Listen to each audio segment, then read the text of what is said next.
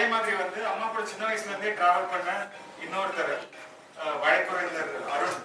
So இவங்க ரெண்டு பேரும் எப்படின்னா, இப்போ ஒரு ஃப்ரெண்ட்ஷிப்னா எல்லாத்தையும் ரெஸ்பெக்ட் பண்ணணுன்ற மாதிரி அவங்களுக்கு கருத்து வேறுபாடு தான் நிறைய இருந்திருக்கு நான் பார்த்த வரைக்கும் சின்ன வயசுல.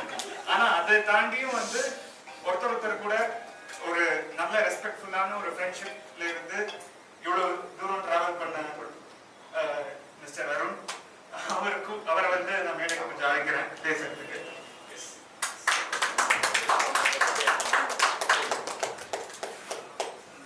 எல்லோருக்கும் மாலை வணக்கம். இது மாதிரி மேடை புதுசு விட்டல, இது முதல் முறையான மேடை. நான் சீனு பேசுறது பார்த்தா உட்கார்ந்துருக்குது. நாங்கள் உரையாடல் அப்படின்னு உட்கார்ந்தோம்னா, டிஸ்கஷன் உட்காந்தோம்னா 10 மணி நேரம் 2 நாள் 1 நாள்லாம் தொடர்ந்து பேசக்கூடிய ஒரு மனோபாவம் உண்டு. ஒரு காரணம் வந்து படித்த விஷயங்களோ பார்த்த விஷயங்களோ அப்படின்னு ஏதோ ஷேர் பண்ணிக்கிறதுக்கு இருக்கும். இந்த மாதிரி ஒரு மேடையில் நின்று ஒருத்தர் மட்டும் பேச மற்றவங்களாம் கேட்கணுன்ற சூழல் வந்து நான் பார்த்தது இல்லை. எனக்கு புதுசாக இருக்கு. அதாவது எவ்வளோ நேரம் பேசணும்னு தெரியல.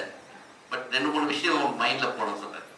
இந்த நாவலில் இருக்க கேரக்டர்ஸ் பற்றி பேச போடுறது. பட் இந்த நாவலோட அமைப்பு சொல்லலான்னு இருக்கேன். பொதுவாக வந்து நாவல்கள் வந்து நிறைய ஒரு 7-8 வகையாக தமிழில் இருக்கும். ஒன்று வந்து அந்த அத்தியாயம் முடியும் போது அடுத்த அத்தியாயத்துக்கு வந்து சீம்லெஸ்ன்னுவாங்க. அதாவது தொடர்ந்து அப்படியே போகும். அந்த கேரக்டர்ஸ் அப்படியே வரும். அதே அந்த முடிச்ச இடத்துல இருந்தே தொடருவாங்க. சிலர் வந்து அந்த விட்ட இடத்துக்கு தொட்டு போன ஒரு 5-6 வரிகளுக்கு முன்னாடி இருக்கிறதுல விட்டுட்டு மறுபடியும் தொடருவாங்க. ஆனால் எல்லா எழுத்தாளர்களோட நாவல்களும் சுஜாதா மாதிரி ஆட்கள் விட்டுட்டு அடுத்த வாரம் வரும். நம்ம அந்த வார நாவல்கள் படிக்கும்போது நமக்கு காலகட்டம் தான் வித்தியாசம் இருக்கும். ஆனால் தொடர்ச்சி வந்து ஏதாவது ஒரு வகையில் தொடர்ச்சி வச்சிருப்பாங்க. பட் இவங்க வந்து இதை ஃபர்ஸ்ட் டைம் பார்க்குறேன். நான் ஒரு அட்வொகேட் தான் எனக்கு வந்து வேற மாதிரி ஒரு பர்செப்ஷன் பார்த்தேன். அந்த ஒரு அத்தியாயம் முடியுது, அடுத்த அத்தியாயம் போகும்போது எந்த இடத்துல விட்டாங்க இல்லை எங்க இடத்துல ஆரம்பிக்க போறாங்க எந்த விதமான ஒரு யூகமும் இல்லாம இல்லை நம்ம போய் தேடி கண்டுபிடிக்கிற மாதிரி இது எந்த இடத்துல இந்த கேரக்டர் நின்றுது, இப்போ எப்படி திடீர்னு இந்த கேரக்டர் இங்க வருது, அப்படியே ஓப்பன் ஸ்டேட்மெண்ட்ஸ் மாதிரி இந்த பாகம் இந்த ஒரு அத்தியாயம் முடிஞ்சிருக்குன்னா அடுத்த அத்தியாயத்துக்கு போகும்போது வேற ஒரு ஃபீல்டுக்குள்ள போயிடும். வேற ஒரு கேரக்டர்ஸ், வேற ஒரு ஆட்டிடியூட்ஸு, அதனுடைய நிகழ்வுகள். அப்போ இந்த அத்தியாயம் படிச்சது பாதி மனசுல ஓடிட்டு இருக்கும்போது இதை தேடிட்டு இருக்க வேண்டியிருக்கு. இது என்னாச்சு அப்படின்னு. அது இரண்டாவது எங்கேயோ ஒரு இடத்துல வருமா, நடுவுக்கு இடைச்சர்களா ஒரு இடத்துல வந்துட்டு வெளியே போயிடுறாங்க. இது வந்து நான் படிச்ச தமிழ் நாவல்கள்ல வந்து புதுசா பாக்குறாங்க. எப்படின்னா, நான் ஒரு அட்வொகேட்டா சொல்ற விஷயம் எப்படி சொல்றேன்னா, இந்த கிராஸ் எக்ஸாமினேஷன் சொல்லுவோம். அதாவது இந்த கேஸ்ல வந்து யாராவது நம்ம ஒருத்தர் குறுக்கு விசாரணை செய்யுது. விசாரணை வந்து ஃபர்ஸ்ட் இருக்கிறவங்க வந்து கேட்பாங்க, ஆமான்னு சொல்லிடுவாங்க. அவங்க சொன்ன தகவல்களை வந்து கிராஸ் எக்ஸாமினேஷன் சொல்லுவோம். நான் ஒரு ஸ்டைல் வச்சிருப்பேன். எப்பவுமே ஃபர்ஸ்ட்ல ஒரு கேள்வி கேட்பேன், ஆனால் தொடர்ந்து அந்த கேள்வியை அவங்க பதில் சொல்லுவாங்க. அந்த பதிலில் வந்து எனக்கு தேவையான விஷயம் இருக்கும், ஆனால் அடுத்தது வந்து வேற ஒரு கேள்விக்கு போயிடுவார், வேற எங்கேயோ. எப்படி ஒரு எக்ஸாம்பிள் சொல்றதுன்னா, ஒரு வீடு வாங்கினீங்களான்னு கேட்குறோம், ஆமான்னுவாங்க. நீங்கள் எப்போ படிச்சீங்கன்னு கேட்பேன். அடுத்தது எந்த ஸ்கூல் படிச்சீங்கன்னு கேட்பேன். வீடு வாங்கினதை பற்றி பேசினப்போ ஸ்கூல் படிச்சதை பற்றி ஏன் கேட்குறாங்கன்னு அவங்க அந்த மாதிரி திங்கிங்கில் போவாங்க. அப்போது அவங்கள டிஸ்கனெக்ட் பண்ணிக்கிட்டே இருப்பாங்க இந்த கேஸில். டிஸ்கனெக்ட் பண்ணும்போது என்ன ஆகும்னா, அந்த ரியாலிட்டிக்குள்ள ஒரு இடத்துல வந்து மாட்டிப்பாங்க.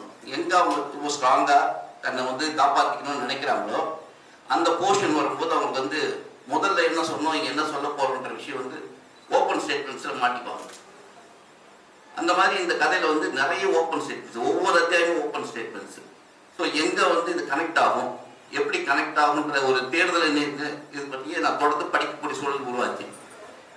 கையில் எடுத்ததுக்கப்புறம் சரி வச்சுட்டு நாளைக்கு படிக்கலாம்னா அது வந்து விட முடியல.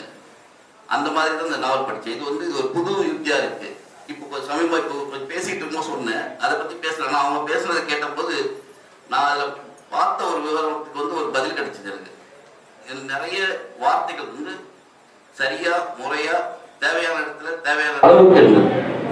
இது பேர் ட்ரிம்மிங் நான் சொல்லுவோம். ஒரு கேஸ் போடுறோம்னா ஒரு 50 பக்கம் தயாரிக்கிறது முக்கியம் இல்லை, 10 பக்கமாக ஆகணும் இல்லை 20 பக்கம்ன்றத அந்த வழக்குக்கு என்ன வேணுமோ அதை மட்டும் சேர்க்கும். அப்போ வந்து அது ப்ரெசைஸா சப்ஸ்டன்ஸா காத்திரமா இருக்கும்.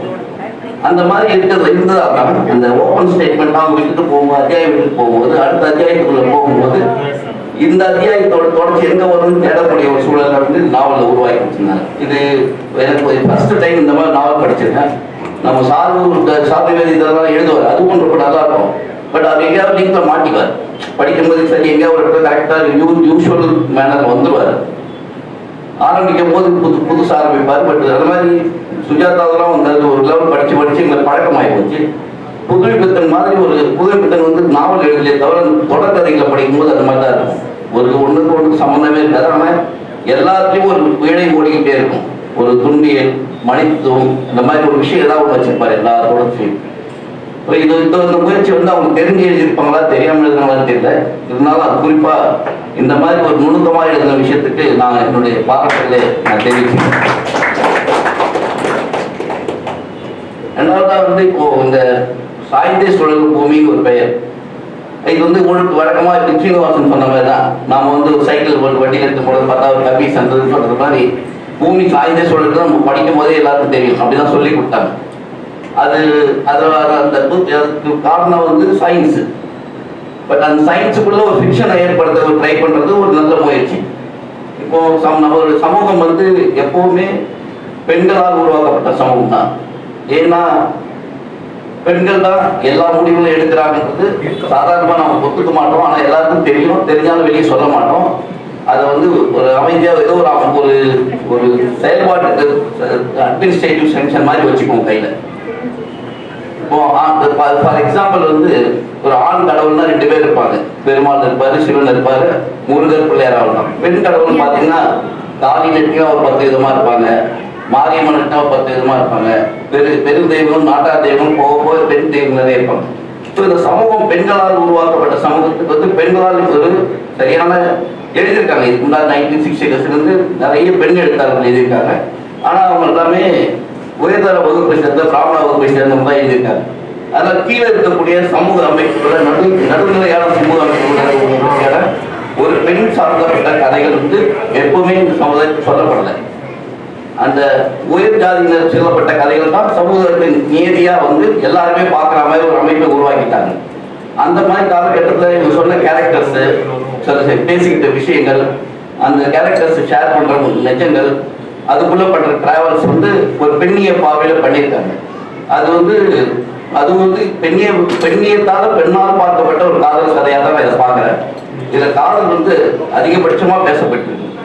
காதல் வந்து எப்பவுமே தீர்ந்து போகாத ஒரு விஷயம். வந்துகிட்டே இருக்கும், போய்கிட்டே இருக்கும், ஆனால் தீர்ந்தே போகாது. அந்த வகையில் இந்த கதையில வந்து சொன்ன மணிமார்க்க சரி, சுபத்ரா காதல் இருக்கு. ஆனால் அது எங்க எடுத்துக்கிறது, எப்படி தொடர்றதுக்கு தான் சிக்கல் அவங்களுக்கு. அது எப்படினாலும் தொடரவும் செய்யலாம் அவங்க. அது மாதிரி காதல் சம்பந்தப்பட்ட பேசும்போது ரொம்ப சுலபமாகவும் நல்ல ஒரு அட்ராக்ஷனா பண்ணக்கூடியதுக்கு நிறைய ஸ்கோப் இருந்தது. அந்த ஸ்கோப் முழுக்கவே இந்த கதையில ஒவ்வொரு கேரக்டர் சைஸ்ல அவங்க கொண்டு வந்திருக்க விஷயம் வந்து அதாவது ஒரு முடிஞ்ச வரைக்கும் அது வந்து புதிய வகையில சொல்றதுக்கு ட்ரை பண்ண விஷயம். ஆனா அது நடந்தது மாதிரி சொல்லியிருக்காங்க. நாம வந்து உலகத்துல எதுவுமே புதுசு இல்லை, எல்லாமே நடக்கிற விஷயங்கள் தான். ஆனால் பார்வைகள் தான் புதுசு.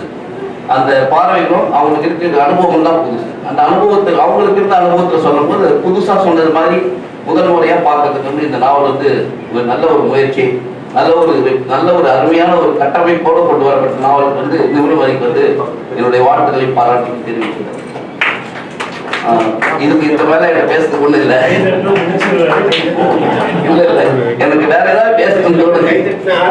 ஆமா, நான் அந்த கேரக்டர்ல முடிச்சிடுறேன். இல்ல இதுக்கப்புறம் அவங்க எதுவும் சஜஷன்லாம் சொல்றது நான் இல்லை. அவங்க சொன்னது மாதிரி சஜஷன்லாம் சொல்றது இல்லை. அவங்களுக்கு தெரியும் எப்படி எழுதணும், என்ன பண்ணணும்னு. சமகாலத்தை பத்தி எழுதுனா இன்னும் நல்லா இருக்கும். அவங்களுக்கு தெரிஞ்ச சமகாலம் எதுவும் நமக்கு தெரியாது. ஆனால் எந்த சமகாலத்தை எழுத போறாங்கிறது அவங்க பார்வைக்கே விட்டுருவேன். நன்றி, வாழ்த்துக்கள், வணக்கம்.